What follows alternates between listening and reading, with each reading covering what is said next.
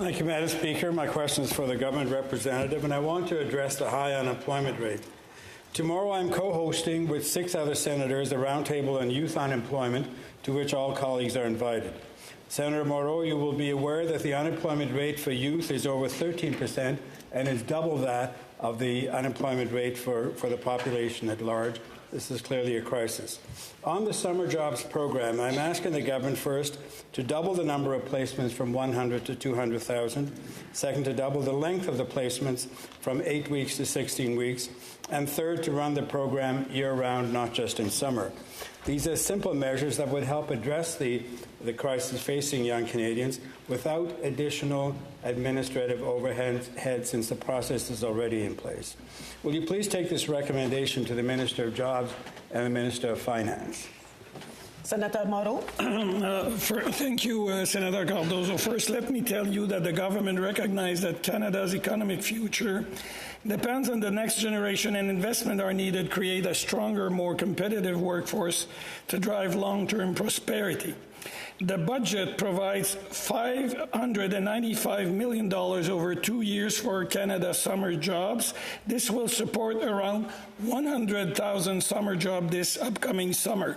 Other investments include the following: more than $300 million for the horizontal youth employment and skill strategy to provide training and wraparound support to around 20,000 youth facing employment barrier annually.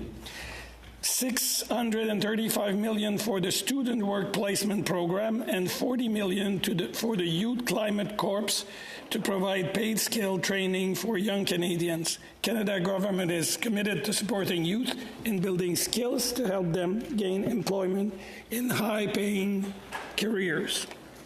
Senator Cardozo. Thank you, Madam Speaker.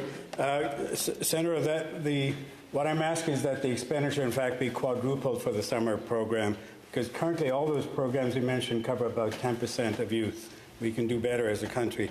Last week, I attended the roundtable on digital sovereignty in Toronto, hosted by the Digital Governance Council. One recommendation was that we demand more in our trade deals. When the government is attracting foreign companies into Canada, these companies sell their fruits of their IP in our market and then reshore the value. There's need for a condition that would require these.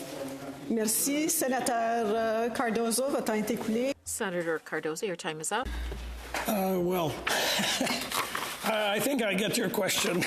To protect Canadian intellectual property and support Canadian small and medium-sized enterprise, the government will provide $84.4 million to extend the Elevate IP program, as well as $75 million to extend the IP Assist program. Maybe it should be a proper answer to an unfinished question.